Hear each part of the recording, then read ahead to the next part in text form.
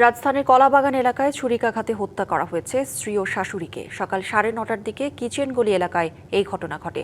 নিহতরা হলেন ফারজানা আক্তার রাত্রি ও তার মা ফিরোজা বেগম। এই ঘটনায় রাত্রির স্বামী হৃদয়কে আটক করেছে কলাবাগান থানা পুলিশ। ওই থানার ভারপ্রাপ্ত কর্মকর্তা ফজলে আশিক জানান, স্বামী স্ত্রীর মধ্যে বাকবিতণ্ডার এক পর্যায়ে মেয়ের পক্ষ নিয়ে পরিস্থিতি শান্ত করার চেষ্টা করেন ফিরোজা বেগম। এতে ক্ষিপ্ত হয়ে হৃদয় প্রথমে তার স্ত্রীকে ছুরিকাঘাত করেন, পরে আঘাত করেন শাশুড়িকে। ঘটনাস্থলেই রাত্রির মৃত্যু হয়। গুরুতর আহত অবস্থায় ফিরোজা বেগমকে ঢাকা মেডিকেল কলেজ হাসপাতালে নেওয়া হলে চিকিৎসক তাকে মৃত ঘোষণা করেন। এ বিষয়ে আরও জানবো, ঘটনাস্থলে রয়েছেন আমাদের সহকর্মী ফরহাদুজ্জামান। ফরহাদ, আমরা যেমনটা জানাচ্ছিলাম যে স্বামী স্ত্রীর বাকবিতণ্ডার এক পর্যায়ে স্ত্রী এবং শাশুড়িকে হত্যা করেছে গৃহকর্তা। তিনি তো এখন পুলিশ হেফাজতে রয়েছেন। আপনি ঘটনাস্থলে রয়েছেন, তাদের কোনো সন্তান রয়েছে কিনা বা তাদের আত্মীয় স্বজনদের বক্তব্য জানতে চাই। কি অবস্থা সার্বিকভাবে জানাবেন।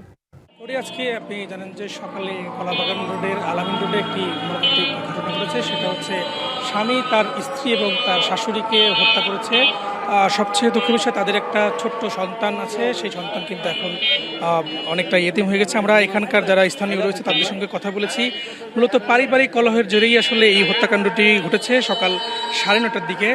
এবং হত্যার পরে কিন্তু তিনি তার সন্তানকে নিয়ে কলাবাগান থানায় যে আত্মসমর্পণ করেছে এবং পুলিশকে তিনি জানিয়েছেন তিনি চাকু দিয়ে তার স্ত্রী এবং সন্তানকে হত্যা করেছেন।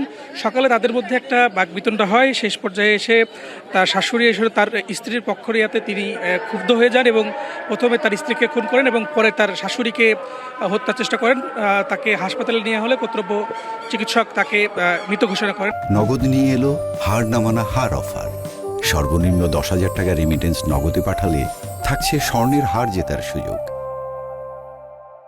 আমরা কলাবাগান থানার ওসির সঙ্গে কথা বলেছি। তিনি আমাদেরকে যেমনটি জানিয়েছিলেন যে মূলত সকালবেলায় আসলে এই হত্যাকাণ্ডটি ঘটে এবং তিনি জানতে পেরেছেন যে তাদের মধ্যে একটি আগে থেকেই পারিবারিক কলহ ছিল এবং আমরা একটু জানতে পেরেছি যে তাদের মধ্যে একবার ডিভোর্স হয়েছিল এমন একটা তথ্য পরিবার থেকে দেয়া হয়েছে।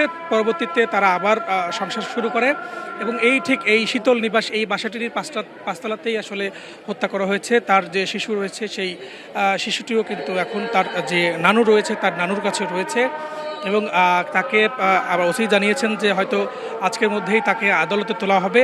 মূলত এই কারণেই তাদের আসলে এই হত্যাকাণ্ডটি ঘটিয়ে থাকে এবং তিনি নিজেই যে কিন্তু এই কলাবাগান যে থানা রয়েছে সেই থানায় তিনি আত্মসমর্পণ করেছেন এবং সে মাদকাসক্ত ছিল এমন একটি তথ্য পরিবার থেকে জানানো হয়েছে এবং তিনি একজন পিকআপ চালক ছিলেন।